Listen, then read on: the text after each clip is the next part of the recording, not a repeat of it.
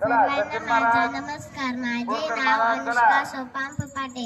आज 12 जानेवारी राजमाता जिजाऊ यांची जयंती साजरी करण्यासाठी आपण सर्वजण येथे जमलो आहोत।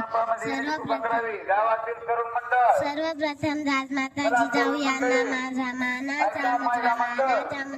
राजमाता जिजाऊ या एक शूर पराक्रमी व आदर्श माता होत्या।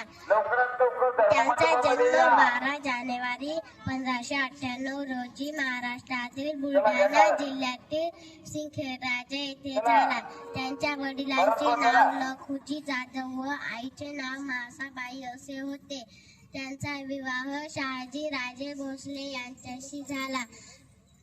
जिजामातेच्या पोटी एक शूरवीर तेजस्वी बालक जन्माला आला। त्यांनी त्याचे नाव शिवाजी ठेवले। त्यांनी शिवरायावर उत्तम संस्कार केले व त्यांना एक आदर्श राजा घडविले।